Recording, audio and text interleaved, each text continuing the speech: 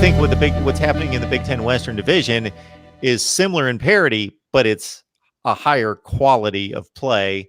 Not that it's elite. Nobody's elite yet, but what Minnesota's building, what Northwestern has built recently, what Nebraska's building, Wisconsin's already there. I don't want to say that they're there, that they've arrived. Obviously, they're 7-5 last year, but they're usually a really good 10-win type team. And then Iowa as well. It's a 2.0 or 3.0 version of the ACC Coastal Division. It's what it is. I think the Big Ten West is going to be fascinating this year with 6 teams that could win it.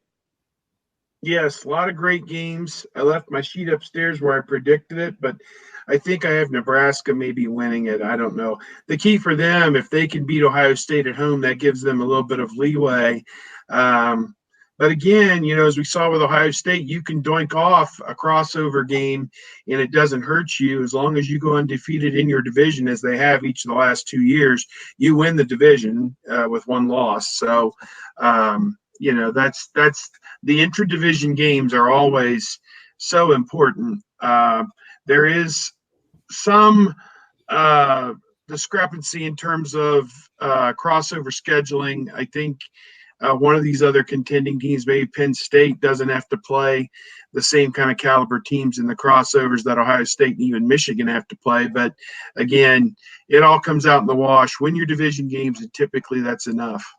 Well, I mean, you sit there and we've seen crossover from the West with who they play out of the East, where teams don't get Ohio State, Michigan, and Penn State, or they manage to avoid it. I mean, Wisconsin has gotten that draw a couple of times.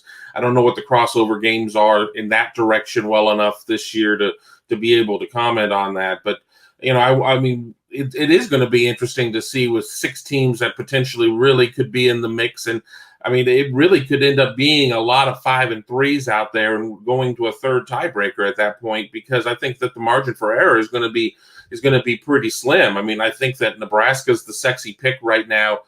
Everybody loves Adrian Martinez. I do too, but it's ultimately going to come down to how are they going to figure out how to play defense. If they figure out how to play defense, they're going to be scary. If they don't really get it all put together at this point, I mean, just put them on the wheel and spin it around, and we'll just figure out, who's the top 5 and 3 team at that point. But I mean, I think that's the real difference maker there. If Nebraska's able to put it all together, have that passing game with Martinez, and play a shredded defense, I mean, I think that they could easily be a 6-2, 7-1 type of team in conference play. I saw one comment where they're saying that Nebraska under Scott Frost is recruiting as well as Nebraska has recruited in many years. And so I'm interested to see how that manifests itself going forward, whether they're able to get top-end athletes to go to Lincoln, Nebraska.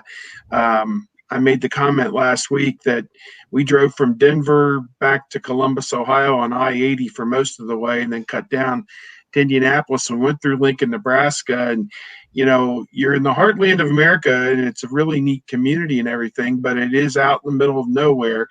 It's not the most cosmopolitan place in the world. Omaha is a pretty neat city as well, but it's nearly an hour away. So I don't know. I'm not overly critical about Nebraska. I think it's been a great addition football-wise to the Big Ten, and created a little bit more interest perhaps. But again, this is a program that hasn't won a conference championship since '99 or something like that. It's almost 20 years or something. So, I mean, they played for a national championship in '01, but didn't win the conference that year. So, it's I don't know. It's weird. You hear people there talk about, we had it better off in the Big 12 playing against Oklahoma and Texas, who are more natural rivals. You hear Penn State people talk about how they were better off as an independent, playing like Notre Dame, playing in schools from across the country and whatever. But it's also given those schools financial stability and independence to be part of something as massive as the Big Ten Network, and this Fox deal that is making them all rich. So, they print more TV money every year, and they have to go out and invent more ways to spend it. And, that's just the way of the world, I guess. All right, everyone. This is your spot for Ohio State football talk each and every Wednesday night at 9 o'clock Eastern time. We've got Steve Hellwagon on the line from 247 Sports Bucknuts. We got Kevin Noon on the line from Rivals Buckeye Grove. I know, Kevin, that you've also got a YouTube channel as well, so you can join Kevin over there. I believe I've come across some of your posts there. Yeah, we try to get all the pressers up there, and we're putting some of our podcasts there, including our Unscripted Ohio show. So, give us a listen. And if you bet on the football games, again, grab the link where it says Sam Strong and the hashtag, the link right there. Use the promo code MRTVCFB. It's for a worthy cause. Plus, you get 50% added to your account to bet on the football games. All right. Also, Amazon Shopping. Use the link down below. You help support the channel by doing any of these things. And, of course, like, comment, share, and subscribe.